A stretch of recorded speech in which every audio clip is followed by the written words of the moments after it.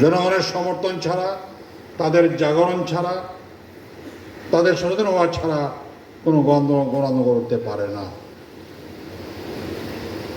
এরপর থেকে আমরা চিন্তা করেছি, ভেবেছি নির্বাচনের মাধ্যমে আমরা জনগণকে জাগিয়ে তুলতে পারি, তাদের সচেতন করতে পারি, তাদেরকে আমরা সঞ্চালিত করতে পারি।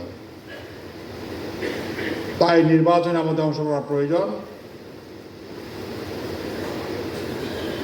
সংসদ নির্বাচনে নয়, সর্বকাল নির্বাচন, স্থানীয় সরকার নির্বাচন থেকে শুরু করে যদি নির্বাচন হয় সবগুলোতেই অংশ নেওয়া প্রয়োজন।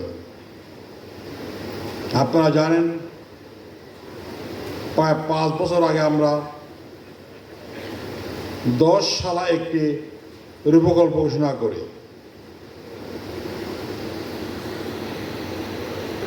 যাকে আমরা বলে থাকি ভিশন 2030। 2030 সালের ভিশন আমাদের কি? এই ভিশন বা রূপকল্পে আমরা ঘোষণা করি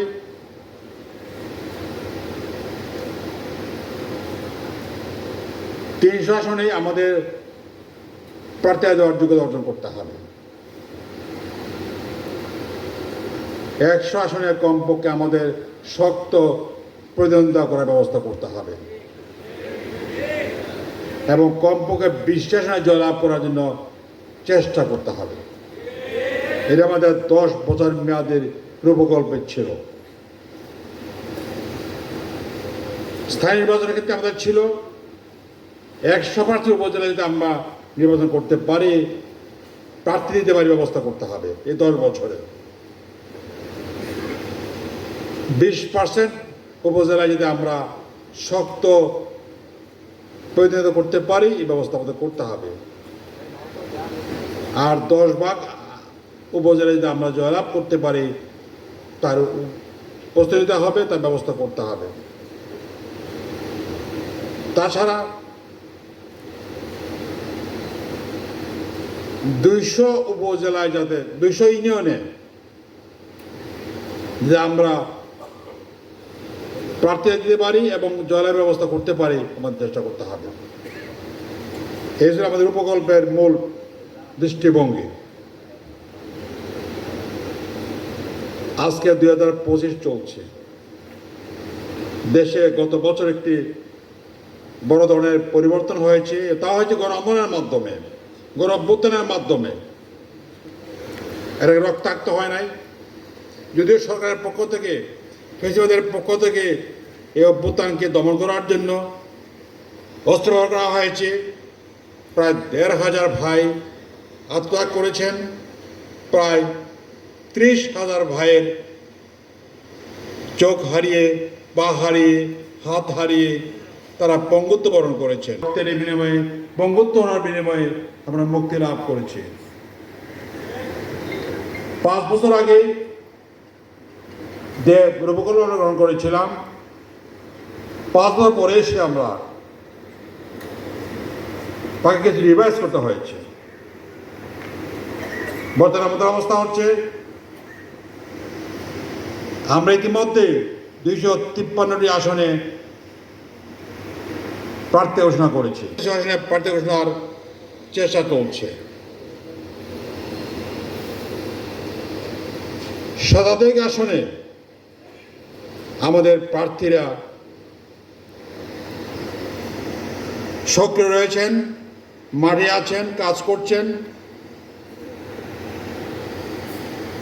আমি আশা করছি নভেম্বরের মধ্যে বাকি সব প্রার্থীরা মাঠে নেমে যাবেন, তৎপরতা শো করবেন।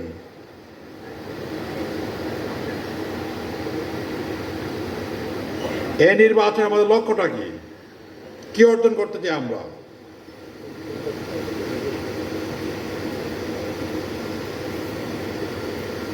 আমাদের লক্ষ্য হচ্ছে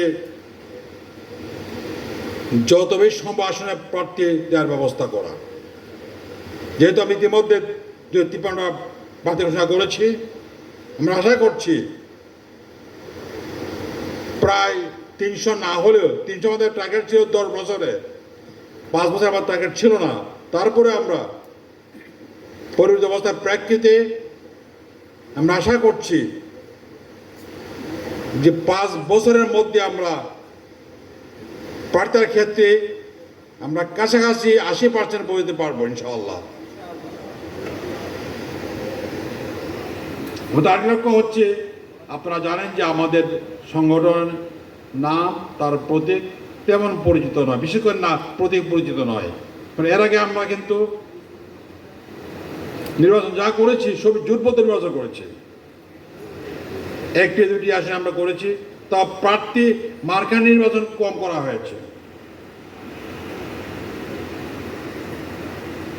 যে কারণে আমাদের দেয়ালগড়ি মার্কা এটা আমরা পেয়েছি মূলত খেলার মধ্যে নিবন্ধন পাওয়ার পর। এলাকা নিবন্ধনের প্রয়োজন হতো আপনারা জানেন, তখন আমরা নির্বাচন করেছিলাম মিয়ানমার মার্কায় করেছিলাম 96 সালে। এরপর থেকে কার্য নির্বাচন হয় নাই, 18তে নির্বাচন হয়েছিল, আমাদের 2জন প্রার্থী নির্বাচন করেছিলেন, তাও অন্য মার্কায় করেছিলেন, যে কারণে আমাদের নির্বাচনের প্রতীকটা জনসমাজে জনসমক্ষে সুপরিচিত নয়। আমাদের একটি বড় লক্ষ্য হচ্ছে এই প্রার্থী ঘোষণার মাধ্যমে, তৎপরতার মাধ্যমে আমরা আমাদের নির্বাচনের প্রতীককে পরিচিত করাতে চাই, যাতে করে মানুষ এক বাক্যে এটা চিনতে পারে, জানতে পারে, বুঝতে পারে। আমাদের আরেকটি লক্ষ্য হচ্ছে স্থানীয় বিভিন্ন এলাকায় আমাদের নেতৃত্বের বিকাশ সাধন করা। যারা প্রার্থী হবেন, প্রার্থীদের ঘোষণা করা হয়েছে, তৎপরতার মাধ্যমে তার পরিচিতি বাড়বে, তার অবস্থান তৈরি হবে, যে কারণে আমাদের সর্বস্তর নেতৃত্ব তৈরি করার জন্য এই নির্বাচনটা কাজে লাগবে। এরপর হচ্ছে 3 নম্বর লক্ষ্য হচ্ছে আমাদের শুধু প্রার্থী নয়, আমাদের কর্মী বাহিনী দায়িত্বশীলবর্গ নির্বাচন পর্যন্ত মাঠে থাকতে হবে। শুধু একটা প্রার্থী ঘোষণা করলাম এটা হবে না, প্রত্যেকে মাঠে থাকতে হবে নির্বাচন সম্পাদন পর্যন্ত।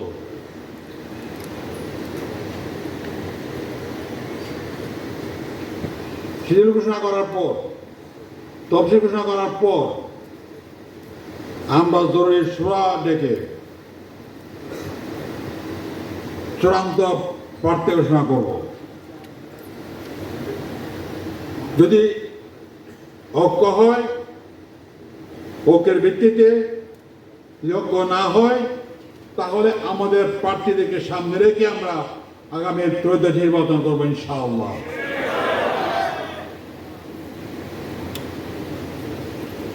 এর সঙ্গে সঙ্গে আপনারা জানেন 26 সাল নির্বাচনের পরে এখন পর্যন্ত চিন্তা হচ্ছে স্থানীয় নির্বাচন করা, উপজেলা বা ইউনিয়ন নির্বাচন করা। আমাদের এই নির্বাচন প্রক্রিয়ার মাধ্যমে আপনাদেরকে উপজেলা পর্যায়ে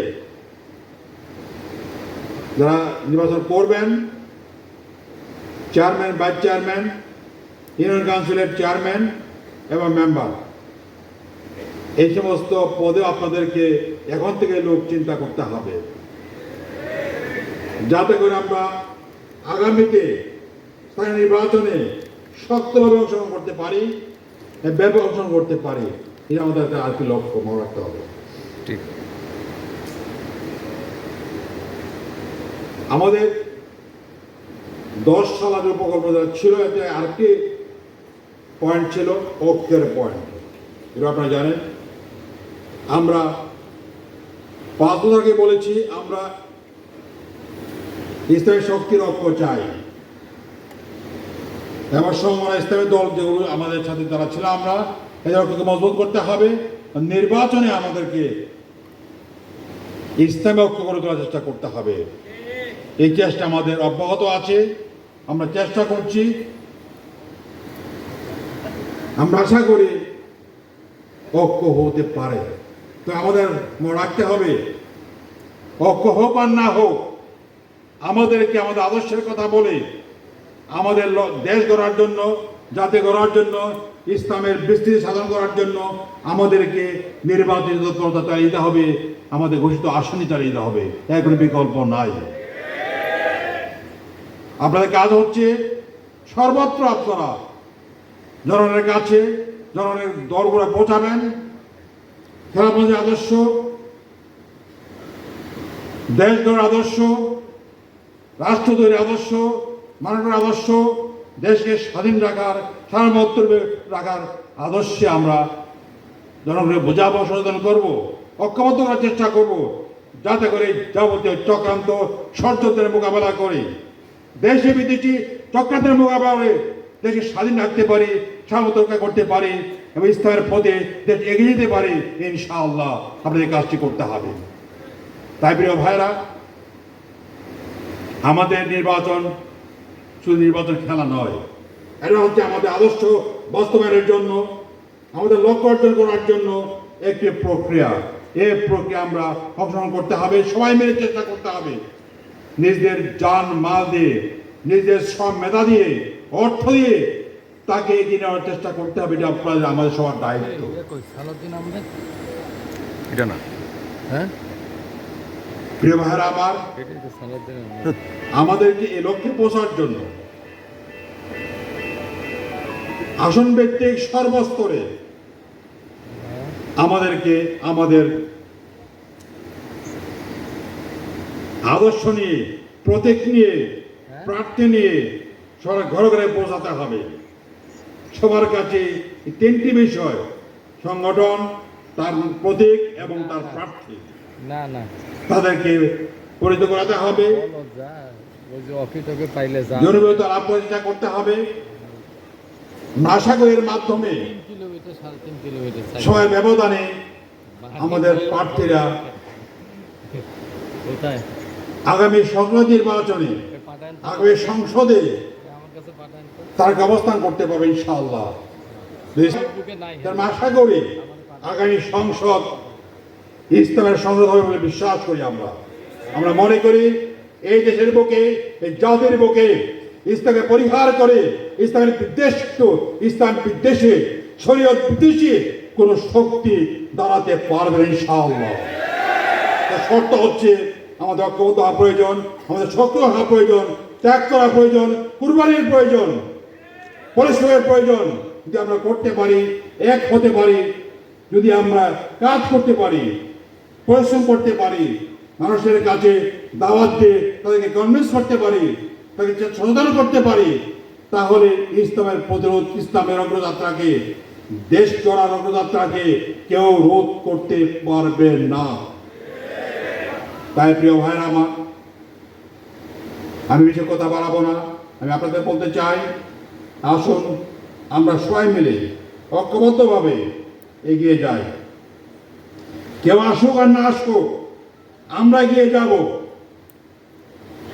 আসতে খুব ভালো, কিন্তু আসার অপেক্ষা আমরা করবো না। আমরা চাই সবাই আসুক, সবাই ইসলামের পতাকা তলে আসুক, সবাই দেশ গড়ার কাজে অংশগ্রহণ করুক, দেশের স্বাধীনতাকে রক্ষা করার জন্য, সার্বভৌমত্ব বাঁচাবার জন্য সবাই রুখে দাঁড়াক।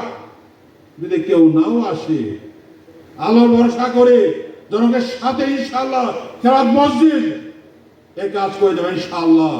আগামী সংসদ নির্বাচনে আমরা সেই কাজটি করার চেষ্টা করবো ইনশাআল্লাহ। আমরা আশা করি এই কাজে আল্লাহ আমাদের সাহায্য করবেন, জাতি আমাদের সমর্থন করবেন এবং তাদের মাধ্যমে আমরা সামনে এগিয়ে যাব। কোনো পড়ার প্রয়োজন নেই, কাউকে ভয় পাওয়ার প্রয়োজন নেই। আল্লাহ আমাদের সাথে আছেন, জনগণের সমর্থন আমাদের সাথে থাকবে ইনশাআল্লাহ। জনগণের সমর্থন পেলে, আল্লাহর সাহায্য পেলে কোন শক্তিকে, আধিপত্যবাদী কোন শক্তিকে ভয় করার কোনো প্রয়োজন নাই। সাম্রাজ্যবাদী শক্তিকে ভয় পাওয়ার প্রয়োজন নাই। জনগণের ঐক্য হচ্ছে সবচেয়ে শক্তিশালী জিনিস। আল্লাহর সাহায্য ঐক্যের উপরে আসছে। ঐক্যবদ্ধ হলে, কুরবানি করতে তৈরি হয়ে গেলে এই জাতিকেও দমাতে পারবে না। 24-এর 36 জনের আন্দোলন দেখিয়েছে আমাদেরকে। এই আন্দোলনের পিছনে ত্যাগের অপরমহিমা ছিল বলে কোন আদিবাসী শক্তি তাকে দমাতে পারে নাই। কোন বিদেশি শক্তি চেষ্টা করে ব্যর্থ হয়ে পালিয়ে যেতে হয়েছে।